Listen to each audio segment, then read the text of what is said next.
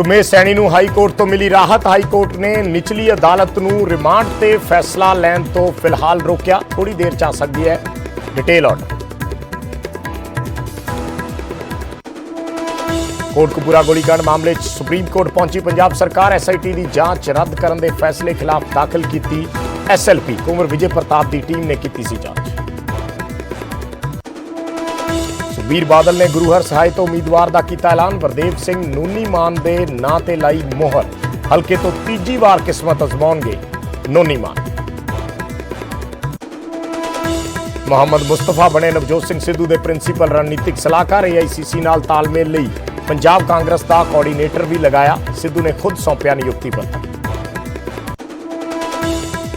फिरोजपुर च पंजाब BJP नूं झटका। 2 बार विधायक रह चुके सुखपाल सिंह नन्नू ने छड्डी पार्टी। खेती कानूनां दे मुद्दे ते छड्डिया भाजपा दा साथ। किसानां लई पंजाब सरकार दा फैसला। गन्ने दी फसल लई 15 रुपए प्रति क्विंटल दा कीता इजाफा। 2021-22 दे सीजन लई फैसला होएगा लागू।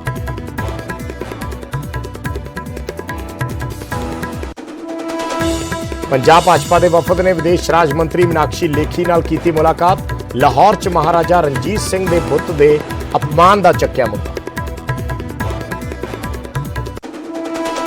SC कमिशन के चेयरमैन विजय सांपला नूं मिले हरियाणा गुरुद्वारा कमेटी प्रधान बलजीत सिंह दादूवाल। सांपला ने गुरुद्वारियां च दलितां नाल भेदभाव नूं लैके जताई चिंता। मुख्यमंत्री कैप्टन अमरिंदर सिंह ने कर्नल बलवंत सिंह का जानिया हाल चाल। पुरानियां यादां कीतियां ताजा। 1965 के कमांडिंग अफसर ने बलवंत सिंह।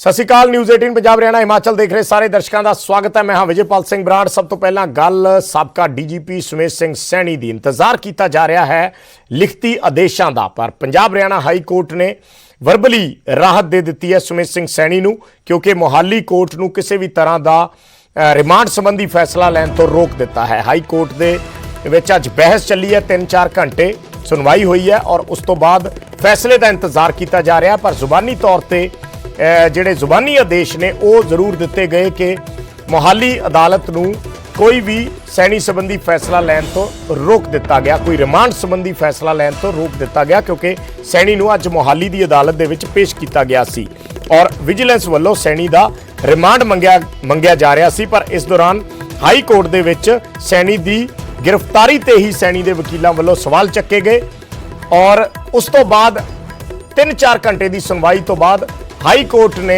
मोहाली अदालत नूं रिमांड संबंधी कोई भी फैसला लैन तो रोक दिता। सैनी दे लई राहत भरी खबर हाई कोर्ट तो आई और हुण ऑर्डर्स का इंतजार किया जा रहा। ऑर्डर्स आउण तो बाद उम्मीद है कि सुमेश सिंह सैनी नूं उत्थों ही छड्ड दिता जाएगा, तुरंत उत्थों रिहा कर दिता जाएगा या उन्हां दी गिरफ्तारी रद्द करन संबंधी जो कोई लिखती आदेश आउणगे उन्हां दा इंतजार किया जा रहा है।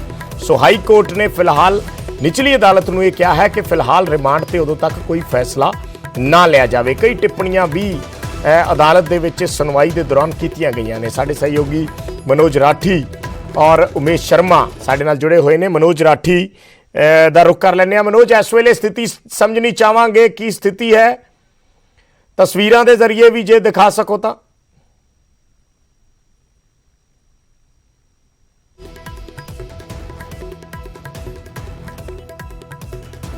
उमेश फोन लाइन ते जुड़े ने। उमेश का रुख कर लेने। उमेश, किन्ना क इंतजार होर हले लगेगा, टाइम लगेगा इन्हां जिहड़े डिटेल्ड ऑर्डर आउण दे विच? ऑर्डर की आप गल करिए इंतजार करना पैंदा है और इसी करके शायद टाइम लग रहा है।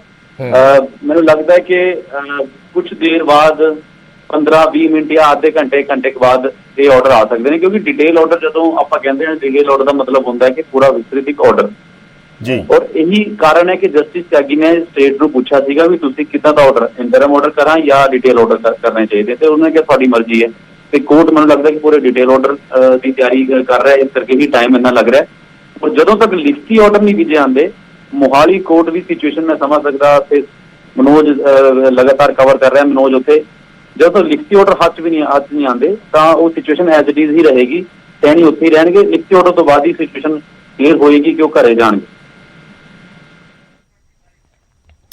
ਸੋ ਉਮੇਸ਼ ਜਿਹੜਾ ਆਪਾਂ ਸੈਣੀ ਨੂੰ ਰਾਹਤ ਮਿਲਣ ਦੀ ਗੱਲ ਕਰ ਰਹੇ ਹਾਂ ਕਿ ਹਾਈ ਕੋਰਟ ਦੀ ਸੁਣਵਾਈ ਦੌਰਾਨ ਸੈਣੀ ਦੇ ਲਈ ਰਾਹਤ ਭਰੀ ਖਬਰ ਸੀ। ਇੱਕ ਵਾਰ ਉਹਨਾਂ ਟਿੱਪਣੀਆਂ ਦਾ ਜ਼ਿਕਰ ਜ਼ਰੂਰ ਕਰਨਾ ਚਾਹਾਂਗੇ ਜੋ ਇਸ ਪੂਰੀ ਬਹਿਸ ਦੇ ਦੌਰਾਨ ਰਹੀਆਂ ਨੇ, ਇਸ ਪੂਰੀ ਸੁਣਵਾਈ ਦੇ ਦੌਰਾਨ ਰਹੀਆਂ ਨੇ, ਜਿਨ੍ਹਾਂ ਟਿੱਪਣੀਆਂ ਤੋਂ ਇਹ ਆਧਾਰ ਮੰਨਿਆ ਜਾ ਸਕਦਾ ਹੈ ਕਿ ਸੈਣੀ ਨੂੰ ਅੱਜ ਉਸ ਤੋਂ ਰਾਹਤ ਮਿਲੀ ਹੈ।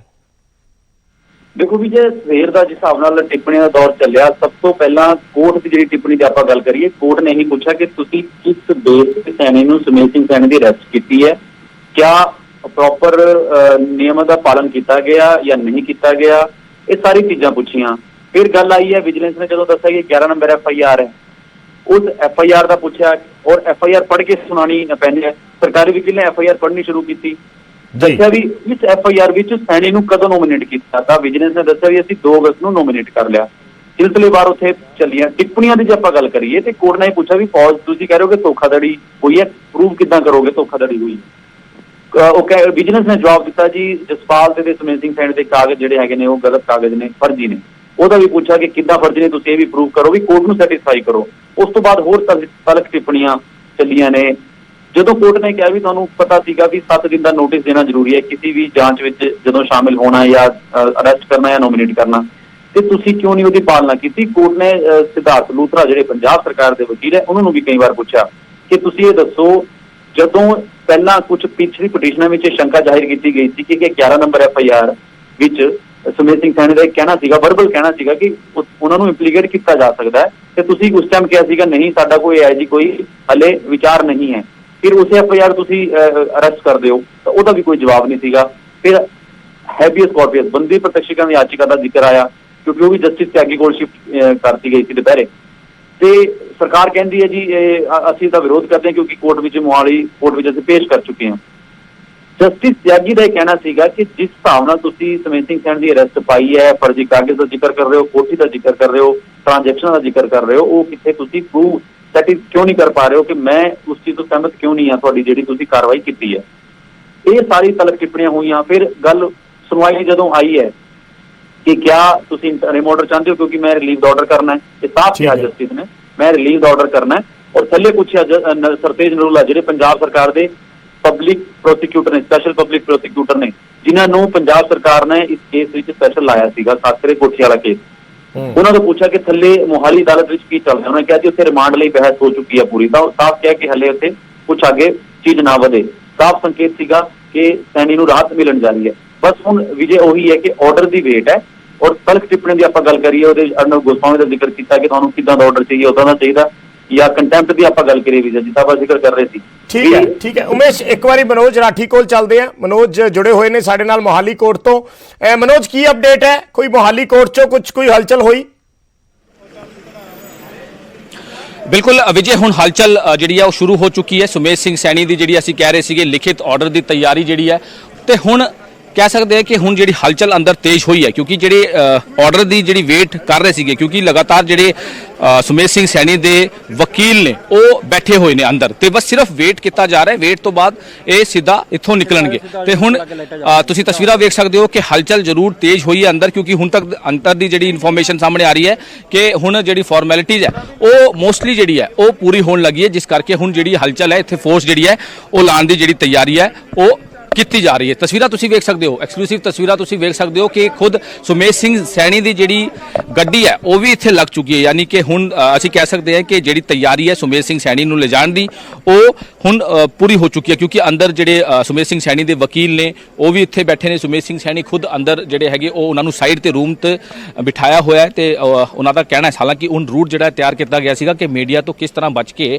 ਉਹ ਕਿਹੜੇ ਰੂਟ ਲੈ ਕੇ ਜਾਣਗੇ, ਲੇਕਿਨ ਹੁਣ ਤੱਕ ਪਹਿਲਾਂ ਸਾਹਮਣੇ ਆਈ ਸੀ ਕਿ ਬੇਸਮੈਂਟ ਤੋਂ ਲੈ ਕੇ ਜਾਣਗੇ, ਲੇਕਿਨ ਹੁਣ ਜਿਹੜੀ ਗੱਲ ਸਾਹਮਣੇ ਆ ਰਹੀ ਹੈ ਸਾਡੇ ਨਾਲ ਗੱਲਬਾਤ ਹੋਈ ਅਫਸਰਾਂ ਦੀ, ਤੇ ਇਸੀ ਬਾਹਰ ਤੋਂ ਇਸੀ ਜਿਹੜੇ ਹੈਗੀ ਜਿੱਥੇ ਅਸੀਂ ਖੜੇ ਆ ਇੱਥੋਂ ਹੀ ਲੈ ਕੇ ਜਾਣਗੇ, ਤੇ ਉਹਨਾਂ ਦੇ ਨਾਲ ਜਿਹੜੇ ਉਹਨਾਂ ਦੇ ਸੀਨੀਅਰ ਵਕੀਲ ਨੇ, ਸੀਨੀਅਰ ਐਡਵੋਕੇਟਸ ਨੇ ਉਹ ਵੀ ਉਹਨਾਂ ਦੇ ਨਾਲ ਜਾਣਗੇ, ਤੇ ਕੋਸ਼ਿਸ਼ ਕਰਾਂਗੇ ਅਸੀਂ ਉਹਨਾਂ ਨਾਲ ਗੱਲਬਾਤ ਜ਼ਰੂਰ ਕਰਨ ਦੀ। ਐਡਵੋਕੇਟਸ ਦੇ ਨਾਲ ਸੁਮੇਧ ਸਿੰਘ ਸੈਣੀ ਨਾਲ ਵੀ ਅਸੀਂ ਗੱਲਬਾਤ ਜ਼ਰੂਰ ਕਰਾਂਗੇ ਕਿ ਉਹ ਕਿਸ ਤਰ੍ਹਾਂ, ਕਿਉਂਕਿ ਕਈ ਵੱਡੇ ਐਲੀਗੇਸ਼ਨ ਵਿਜੀਲੈਂਸ ਤੇ ਉਹਨਾਂ ਵੱਲੋਂ ਲਾਏ ਗਏ ਨੇ ਕਿ ਕਿਸ ਤਰ੍ਹਾਂ ਉਹਨਾਂ ਨੂੰ ਜਦ ਉਹ ਜਾਂਚ ਸ਼ਾਮਿਲ ਹੋਣ ਗਏ ਸੀਗੇ ਕੱਲ ਦੇਰ ਸ਼ਾਮ, ਲੇਕਿਨ ਉਹਨਾਂ ਨੂੰ ਧੱਕੇ ਨਾਲ ਹੀ ਅਰੈਸਟ ਕਰ ਲਿਆ ਗਿਆ ਤੇ ਅਰੈਸਟ ਕਰਨ ਤੋਂ ਬਾਅਦ ਉਹਨਾਂ ਨੂੰ ਪੂਰੀ ਰਾਤ ਜਿਹੜਾ ਹੈਗਾ ਉੱਥੇ ਵਿਜੀਲੈਂਸ ਦਫ਼ਤਰ ਬਿਠਾਇਆ ਗਿਆ। ਲੇਕਿਨ ਇਹ ਜਿਹੜਾ ਜਿਸ ਤਰ੍ਹਾਂ ਇਹਨਾਂ ਨੂੰ ਅਰੈਸਟ ਕੀਤਾ ਹੈ ਉਹ ਬਿਲਕੁਲ ਸਰਾਸਰ ਗਲਤ ਹੈ। ਹਾਲਾਂਕਿ ਅੱਜ ਕੋਰਟ 'ਚ ਜਿੰਨੀ ਵੀ ਦੇਰ ਹੀਅਰਿੰਗ ਹੋਈ ਹੈ, ਜੇ ਅਸੀਂ ਗੱਲ ਕਰੀਏ 1 ਵਜੇ ਤੋਂ ਲੈ ਕੇ ਹੁਣ ਦਾ ਜਿਹੜਾ ਸਮਾਂ ਅਸੀਂ ਗੱਲ ਕਰੀਏ ਕਰੀਬ 9:10 ਦਾ ਸਮਾਂ ਹੋ ਚੱਲਿਆ, ਹਜੇ ਵੀ ਲੰਬੀ ਹੀਅਰਿੰਗ ਜਿਹੜੀ ਹੈ ਚੱਲੀ ਹਾਈ ਕੋਰਟ 'ਚ। ਲਗਾਤਾਰ ਦੋਨੋਂ ਜਿਹੜੇ ਸਰਕਾਰੀ ਵਕੀਲ ਦੇ ਨਾਲ ਜਿਹੜੇ ਸੁਮੇਧ ਸਿੰਘ ਸੈਣੀ ਦੇ ਵਕੀਲ ਹੈ ਉਹਨਾਂ ਦੀ ਆਰਗੂਮੈਂਟ ਚੱਲੀ, ਕਈ ਮੁੱਦਿਆਂ ਤੇ ਗੱਲ ਚੱਲੀ ਕਿ ਕਿਸ ਤਰ੍ਹਾਂ FIR ਨੰਬਰ 11 ਤੇ ਜਿੱਦਾਂ ਉਮੇਸ਼ ਨੇ ਵੀ ਦੱਸਿਆ ਕਈ ਚੀਜ਼ਾਂ ਜਿਹੜੀਆਂ ਉਹਨਾਂ ਨੇ ਟਿੱਪਣੀਆਂ ਟੈਕਨੀਕਲ ਪੁਆਇੰਟ ਵੀ ਉਹਨਾਂ ਨੇ ਦੱਸੇ। ਤੇ ਹੁਣ ਇੱਥੇ ਮੋਹਾਲੀ ਕੋਰਟ ਦੀ ਅਸੀਂ ਗੱਲ ਕਰੀਏ, ਮੋਹਾਲੀ ਕੋਰਟ 'ਚ ਵੀ ਜਿਹੜੇ ਉਹਨਾਂ ਦੇ ਵਕੀਲ ਹੈ ਉਹਨਾਂ ਵੱਲੋਂ ਕਿਹਾ ਜਾ ਰਿਹਾ ਹੈ ਕਿ ਇਮੀਡੀਏਟ ਜਿਹੜੀ ਬੇਲ ਦੇ ਆਰਡਰ ਹੈ, ਹੁਣ ਲਿਖਿਤ ਜਿਹੜੇ ਆਰਡਰਸ ਨੇ ਉਹ ਮੋਸਟਲੀ ਜਿਹੜੀ ਹੈ ਉਹ ਪੂਰੇ ਹੋਣ ਵਾਲੇ ਹੈ। ਜਿੱਦਾਂ ਹੀ ਇੱਥੇ ਸਾਈਨ ਹੁੰਦੇ ਆ ਸੁਮੇਧ ਸਿੰਘ ਸੈਣੀ ਦੇ ਤੇ ਉਹਨਾਂ ਨੂੰ ਇੱਥੋਂ ਕੱਢ ਕੇ ਕੋਸ਼ਿਸ਼ ਕਰਾਂਗੇ ਅਸੀਂ ਦਿਖਾਉਣ ਦੀ, ਬਿਲਕੁਲ ਸਾਹਮਣੇ ਵਾਲੇ ਰੂਮ 'ਚ ਉਹਨਾਂ ਨੂੰ ਬਿਠਾਇਆ ਗਿਆ, ਯਾਨੀ ਕਿ ਜਿਹੜੇ CDM ਹੈ ਜਿੱਥੇ ਉਹਨਾਂ ਦਾ ਚੱਲ ਰਹੀ ਸੀ ਹੀਅਰਿੰਗ ਉੱਥੇ ਨਹੀਂ, ਹੁਣ ਦੂਜੇ ਰੂਮ 'ਚ ਉਹਨਾਂ ਨੂੰ ਸ਼ਿਫਟ ਕੀਤਾ ਗਿਆ। ਖਾਲੀ ਸੁਮੇਧ ਸਿੰਘ ਸੈਣੀ ਨੂੰ ਰੂਮ 'ਚ ਬਿਠਾਇਆ ਗਿਆ ਤੇ ਬਾਕੀ ਜਿਹੜੇ ਉਹਨਾਂ ਦੇ ਵਕੀਲ ਨੇ, ਹੋਰ ਜਿਹੜੇ ਪੁਲਿਸ ਅਫਸਰ ਨੇ, ਹੋਰ ਸਰਕਾਰੀ ਵਕੀਲ ਨੇ, ਵਿਜੀਲੈਂਸ ਦੇ ਜਿਹੜੇ ਵਕੀਲ ਨੇ, ਉਹਨਾਂ ਦੇ ਖੁਦ ਵਕੀਲ ਨੇ, ਉਹ CGM ਦੇ ਰੂਮ 'ਚ ਬੈਠੇ ਹੈ। ਖਾਲੀ ਸੁਮੇਧ ਸਿੰਘ ਸੈਣੀ ਨੂੰ ਵੱਖ ਰੂਮ 'ਚ ਬਿਠਾਇਆ ਹੋਇਆ ਤੇ ਅਸੀਂ ਕਹਿ ਸਕਦੇ ਹਾਂ ਕਿ ਤਿਆਰੀਆਂ ਪੂਰੀ ਮੁਕੰਮਲ ਨੇ ਤੇ ਕਿਸੇ ਵੀ ਟਾਈਮ ਸੁਮੇਧ ਸਿੰਘ ਸੈਣੀ ਨੂੰ ਜਿਹੜਾ ਹੈ ਉਹ ਲਿਆ ਜਾ ਸਕਦਾ ਹੈ। ਹਾਲਾਂਕਿ ਹੁਣ ਜਿਹੜੀ ਗੱਡੀਆਂ ਵੀ ਤਿਆਰ ਜਿਹੜੀ ਹੈ ਹੋ ਚੁੱਕੀ ਹੈ, ਜਿਹੜੀ ਉਹਨਾਂ ਦੀ ਪਰਸਨਲ ਗੱਡੀਆਂ ਹੈ, ਉਹਨਾਂ ਦੇ ਨਾਲ ਉਹਨਾਂ ਦੀ ਜਿਹੜੇ ਵਕੀਲ ਨੇ ਉਹਨਾਂ ਦੀ ਵੀ ਗੱਡੀਆਂ ਜਿਹੜੀਆਂ ਉਹ ਤਿਆਰ ਹੈ। ਬਸ ਹੁਣ ਤਿਆਰੀ ਹੈ ਕਿ ਕਦ ਸੁਮੇਧ ਸਿੰਘ ਸੈਣੀ ਬਾਹਰ ਆਉਂਦੇ ਤੇ ਅਸੀਂ ਉਹਨਾਂ ਨਾਲ ਗੱਲਬਾਤ ਕਰਨ ਦੀ ਜ਼ਰੂਰ ਕੋਸ਼ਿਸ਼ ਕਰਾਂਗੇ। ਤੇ ਤਸਵੀਰਾਂ ਤੁਸੀਂ ਮੋਹਾਲੀ ਕੋਰਟ ਦੇ ਬਾਹਰ ਦੀ ਤੁਸੀਂ ਵੇਖ ਰਹੇ ਹੋ, ਜਿੱਥੋਂ ਹੁਣ ਤੱਕ ਦੀ ਜਿਹੜੀ ਇਨਫੋਰਮੇਸ਼ਨ ਹੈ ਕਿ ਇਸੀ ਗੇਟ ਤੋਂ ਸੁਮੇਧ ਸਿੰਘ ਸੈਣੀ ਜਿਹੜੇ ਆ ਉਹ ਨਿਕਲਣਗੇ, ਕਿਉਂਕਿ ਪਹਿਲਾਂ ਜਿਹੜੇ 2-3 ਰੂਟ ਜਿਹੜੇ ਤਿਆਰ ਕੀਤੇ ਗਏ ਸੀ, ਪਿੱਛੇ ਬੈਕ ਸਾਈਡ ਤੋਂ ਵੀ ਰਸਤਾ ਹੈ, ਇੱਕ ਬੇਸਮੈਂਟ ਤੋਂ ਵੀ ਹੈਗੀ, ਜਿਹੜੀ ਬੇਸਮੈਂਟ ਦੀ ਪਾਰਕਿੰਗ ਹੈ ਵਿਜੇ, ਜਿਹੜੀ ਬੇਸਮੈਂਟ ਦੀ ਪਾਰਕਿੰਗ ਹੈ ਉੱਥੇ ਵੀ ਉਹਨਾਂ ਨੂੰ ਲਿਜਾਇਆ ਜਾ ਸਕਦਾ ਹੈ। ਲੇਕਿਨ ਹੁਣ ਸਾਨੂੰ ਜਿਹੜੀ ਇਨਫੋਰਮੇਸ਼ਨ ਮਿਲ ਰਹੀ ਹੈ ਕਿ ਸੁਮੇਧ ਸਿੰਘ ਸੈਣੀ ਇਸੀ ਰਾਸਤੇ, ਕਿਉਂਕਿ ਗੱਡੀਆਂ ਜਿਹੜੀ ਹੈ ਉਹਨਾਂ ਦੀ ਜਿਹੜੀ ਪਰਸਨਲ ਗੱਡੀ ਹੈ, ਹੋਰ ਜਿਹੜੇ ਉਹਨਾਂ ਦੀ ਵਕੀਲਾਂ ਦੀ ਗੱਡੀ ਹੈ ਉਹ ਇੱਥੇ ਹੀ ਪਾਰਕ ਹੋਈ ਹੈ, ਯਾਨੀ ਕਿ ਇਸੀ ਰਾਸਤੇ ਜਿਹੜਾ ਹੈ ਸੁਮੇਧ ਸਿੰਘ ਸੈਣੀ ਨੂੰ ਲੈ ਕੇ ਜਾਇਆ ਜਾਏਗਾ। ਤੇ ਹੁਣ ਅਸੀਂ ਕਹਿ ਸਕਦੇ ਹਾਂ ਕਿ ਜਿਹੜੇ ਉਹਨਾਂ ਦੇ ਵਕੀਲ ਨੇ, ਹਾਲਾਂਕਿ ਲਗਾਤਾਰ ਉਹਨਾਂ ਨਾਲ ਜਿਹੜਾ ਉਹਨਾਂ ਦੇ ਵਕੀਲ ਨੇ ਦਿਓਲ, ਉਹਨਾਂ ਨਾਲ ਲਗਾਤਾਰ ਸਾਡੀ ਗੱਲਬਾਤ ਚੱਲ ਰਹੀ ਹੈ ਤੇ ਉਹਨਾਂ ਦਾ ਕਹਿਣਾ ਸੀਗਾ ਕਿ ਸਿਰਫ 10 ਤੋਂ 15 ਮਿੰਟ ਦਾ ਜਿਹੜਾ ਸਮਾਂ ਹੈ ਉਹ ਲੱਗਣਾ ਹੈ, ਉਸ ਤੋਂ ਬਾਅਦ ਸੁਮੇਧ ਸਿੰਘ ਸੈਣੀ ਆਪਣੇ ਘਰ ਹੋਣਗੇ। ਜਿਹੜੇ ਲਿਖਿਤ ਆਰਡਰ ਦੇ ਜਿਹੜਾ ਵੇਟ ਹੋ ਰਿਹਾ ਸੀਗਾ ਤੇ ਅਸੀਂ ਕਹਿ ਸਕਦੇ ਹਾਂ ਕਿ ਕੁਝ ਹੀ ਦੇਰ ਬਾਅਦ ਯਾਨੀ ਕਿ ਸੁਮੇਧ ਸਿੰਘ ਸੈਣੀ ਇੱਥੋਂ ਨਿਕਲਣਗੇ ਤੇ ਪੂਰੀ ਜਿਹੜੀ ਅਸੀਂ ਗੱਲਬਾਤ ਵੀ ਕੋਸ਼ਿਸ਼ ਕਰਾਂਗੇ ਕਿ ਜਿਸ ਤਰ੍ਹਾਂ ਉਹਨਾਂ ਨੇ ਐਲੀਗੇਸ਼ਨ ਲਾਇਆ ਕਿ ਕਿਸ ਤਰ੍ਹਾਂ ਵਿਜੀਲੈਂਸ ਵੱਲੋਂ ਧੱਕਾ ਕੀਤਾ ਗਿਆ ਕਿ ਜਾਂਚ ਸ਼ਾਮਿਲ ਹੋਣ ਗਏ ਸੀ, ਲੇਕਿਨ ਉਹਨਾਂ ਨੂੰ ਉੱਥੇ ਬਿਠਾਇਆ ਗਿਆ, ਉਹਨਾਂ ਨਾਲ ਬਹਿਸਬਾਜ਼ੀ ਕੀਤੀ ਗਈ। ਹਾਲਾਂਕਿ ਉਹਨਾਂ ਨੇ ਬਾਰ-ਬਾਰ ਇਹ ਵੀ ਗੱਲ ਕਹੀ, ਹਾਲਾਂਕਿ ਉਹਨਾਂ ਦੇ ਵਕੀਲ ਹੈ ਉਹਨਾਂ ਨਾਲ ਵੀ ਸਾਡੀ ਗੱਲਬਾਤ ਹੋਈ ਸੀ, ਉਹਨਾਂ ਨੇ ਵੀ ਇਹੀ ਗੱਲ ਕਹੀ ਸੀ ਕਿ ਕੋਰਟ ਦਾ ਕੰਟੈਂਪਟ ਜਿਹੜਾ ਹੈ ਉਹ ਕੀਤਾ ਜਾ ਰਿਹਾ ਹੈ ਵਿਜੀਲੈਂਸ ਵੱਲੋਂ ਤੇ ਅਸੀਂ ਇਹਦੇ ਵਿੱਚ ਜ਼ਰੂਰ ਆਵਾਜ਼ ਚੁੱਕਾਂਗੇ। ਤੇ ਅੱਜ ਉਹੀ ਗੱਲ ਸਾਹਮਣੇ ਆਈ, ਜਿਸ ਤਰ੍ਹਾਂ ਉਮੇਸ਼ ਨੇ ਵੀ ਦੱਸਿਆ ਕਿ ਕਿਸ ਤਰ੍ਹਾਂ ਦੀ ਜਿਹੜੀ ਹੈ ਟਿੱਪਣੀਆਂ ਹੋਈ, ਕਿਸ ਤਰ੍ਹਾਂ ਦੇ ਆਰਗੂਮੈਂਟ ਜਿਹੜੇ ਹੈ 3 ਵਜੇ ਤੋਂ ਲੈ ਕੇ ਹੁਣ ਤੱਕ ਜਿਹੜੇ ਆਰਗੂਮੈਂਟਸ ਹੋਏ ਹੈ ਹਾਈ ਕੋਰਟ ਦੇ, ਉਸ ਤੋਂ ਉਹਦਾ ਹੀ ਜਿਹੜਾ ਵੇਟ ਹੈ ਉਹ ਕੀਤਾ ਜਾ ਰਿਹਾ, ਕਿਉਂਕਿ ਆਬਵੀਅਸਲੀ ਜਦ ਹਾਈ ਕੋਰਟ 'ਚ ਮੈਟਰ ਹੈ ਤਾਂ ਲੋਅਰ ਕੋਰਟ ਕੋਈ ਫੈਸਲਾ ਜਿਹੜਾ ਹੈ ਉਹ ਨਹੀਂ ਲੈ ਸਕਦਾ, ਕਿਉਂਕਿ ਪਹਿਲੀ ਗੱਲ ਜਦ 1 ਵਜੇ ਇਹਨਾਂ ਨੂੰ ਪੇਸ਼ ਕੀਤਾ ਗਿਆ ਸੀਗਾ ਤਾਂ ਲੋਅਰ ਕੋਰਟ ਵੱਲੋਂ ਸਾਫ਼ ਤੌਰ ਤੇ ਕਿਹਾ ਗਿਆ ਸੀਗਾ ਕਿ ਜਦ ਹਾਈ ਕੋਰਟ ਨੇ ਸਾਰਾ ਇਹ ਲੈ ਲਿਆ ਹੈ, 3 ਵਜੇ ਦਾ ਸਮਾਂ ਦਿੱਤਾ ਹੈ ਤਾਂ ਹਾਈ ਕੋਰਟ 'ਚ ਹੀ ਸਾਰੀ ਸੁਣਵਾਈ ਹੋਏਗੀ। ਤੇ ਜਿਸ ਤਰ੍ਹਾਂ ਹੁਣ ਤਿਆਰੀਆਂ ਜਿਹੜੀਆਂ ਉਹ ਜ਼ਰੂਰ ਦੇਖਣ ਨੂੰ ਮਿਲ ਰਹੀ ਹੈ, ਅੰਦਰ ਜਿਹੜੀ ਹਲਚਲ ਜ਼ਰੂਰ ਵੇਖਣ ਨੂੰ ਮਿਲ ਰਹੀ ਹੈ, ਕਿਉਂਕਿ ਲਗਭਗ ਜਿਹੜਾ ਹੈ ਲਿਖਿਤ ਕਾਰਵਾਈ ਦੀ ਜਿਹੜੀ ਗੱਲ ਹੈ ਉਹ ਪੂਰੀ ਹੋਣ ਵਾਲੀ ਹੈ। ਇਹਦਾ ਮਤਲਬ ਇਹ ਹੈ ਕਿ ਹੁਣ ਕਿਉਂਕਿ 9:15 ਵਜੇ ਦਾ ਸਮਾਂ ਹੈ ਵਿਜੇ, ਤੇ ਅਸੀਂ ਪੂਰੀ ਕੋਸ਼ਿਸ਼ ਕਰਾਂਗੇ ਜਿਸ ਤਰ੍ਹਾਂ ਹੀ ਉਹ ਆਉਂਦੇ ਹੈ ਤੇ ਅਸੀਂ ਉਹਨਾਂ ਨਾਲ ਗੱਲਬਾਤ ਵੀ ਕਰਾਂਗੇ ਤੇ ਉਹਨਾਂ ਦੇ ਜਿਹੜੇ ਵਕੀਲ ਹੈ ਉਹਨਾਂ ਨਾਲ ਵੀ ਅਸੀਂ ਦਿਖਾ ਰਹੇ ਹਾਂ, ਕੋਸ਼ਿਸ਼ ਕਰਾਂਗੇ ਜਿਵੇਂ ਹੀ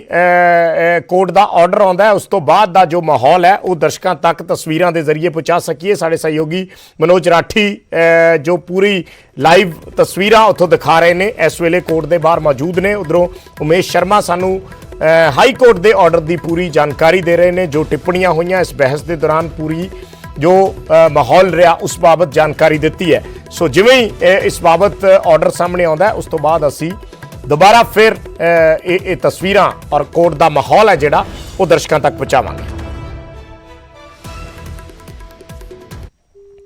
ਤੇ ਖਬਰ ਹੁਣ ਦਿੱਲੀ ਗੁਰਦੁਆਰਾ ਕਮੇਟੀ ਦੀਆਂ ਚੋਣਾਂ ਨਾਲ ਸੰਬੰਧਿਤ ਅਕਾਲੀ ਦਲ ਦਿੱਲੀ ਦੇ ਆਗੂ ਹਰਵਿੰਦਰ ਸਰਨਾ ਵੱਲੋਂ ਮਨਜਿੰਦਰ ਸਿਰਸਾ ਤੇ ਵੱਡੇ ਇਲਜ਼ਾਮ ਲਾਏ ਗਏ ਨੇ। ਪਿਛਲੇ 5 ਸਾਲਾਂ ਦੌਰਾਨ ਉਹਨਾਂ ਕਿਹਾ ਹੈ ਕਿ ਵੱਡੇ ਪੱਧਰ ਤੇ ਗੜਬੜੀਆਂ ਹੋਈਆਂ ਨੇ। DSGMC ਦੇ ਸਿੱਖਿਆ ਅਦਾਰਿਆਂ ਦੀ ਹਾਲਤ ਖਰਾਬ ਹੋਈ ਹੈ, ਸੇਵਾਦਾਰਾਂ ਨੂੰ ਤਨਖਾਹਾਂ ਤੱਕ ਨਹੀਂ ਦਿੱਤੀਆਂ ਗਈਆਂ ਕਈ ਮਹੀਨੇ। ਸਾਡੇ ਸਹਿਯੋਗੀ ਵੱਲੋਂ ਹਰਵਿੰਦਰ ਸਰਨਾ ਨਾਲ ਕੀਤੀ ਗੱਲਬਾਤ ਤੁਹਾਨੂੰ ਸੁਣਾਉਂਦੇ ਹਾਂ। मुद्दे तो सारे बड़े अहम हैं मुद्दे। सबसे पहला मुद्दा है भी हमारा एजुकेशन सिस्टम पिछली कमेटी ने सारा ख़त्म कर दिया है। स्कूलों के टीचर्स की तनख्वाह नहीं मिल रही है। 23,000 बच्चा हमारा पढ़ता था जो कि 13,000 रह गया। 10,000 बच्चा कम हो चुका है। ये क्योंकि ऐसे काल चक्कर में ये तनख्वाह नहीं देते, वो पढ़ाते नहीं हैं, लड़के पढ़ते नहीं हैं, तो इनकी रेपुटेशन जो सी है ख़त्म हो चुकी है। जो हमारे हायर एजुकेशन के इंस्टीट्यूट थे, जो कि एक मुख्य धारा थी लोगों को रोज़गार देने की, बच्चों के लिए MBA के, MCA के, BBA के कोर्स करवाते थे, वो सारे कॉलेज इन्होंने बंद कर दिए हैं। अब कोई कॉलेज एक चल रहा है, बाकी सब बंद हैं। उसके बाद ये है भी इंजीनियरिंग कॉलेज भी इस वक्त बहुत पतली हालत में है। इनकी सबकी वजह यह है भाई यहाँ से जो पैसा है वो ड्रेन आउट हुआ है बहुत बुरे तरीके से। स्कूलों में पैसा नहीं है। जब हम छोड़ के गए थे तो 123 करोड़ रुपया प्रिसाइजली हम छोड़ के गए थे, जिसमें 56 करोड़ रुपया एजुकेशन इंस्टीट्यूशन में पड़ा था। आज वो पैसा नहीं है। 123 करोड़ तो वो चला गया, जो 250 करोड़ और आना था इस पीरियड में लोग मत्था टेकते हैं, वो भी चला गया, वो भी नहीं है। 125-150 करोड़ रुपए की कर्जदारी दिल्ली कमेटी के ऊपर पड़ी है।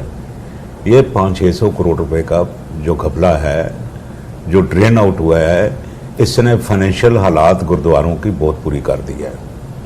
स्कूल भी खराब हो गए हैं, फाइनेंशियल हालात भी खराब हो गए हैं। जो हमारे सेवादार हैं, टीचर हैं, अगर कोई रिटायर होता है तो उनको पैसे नहीं मिलते हैं।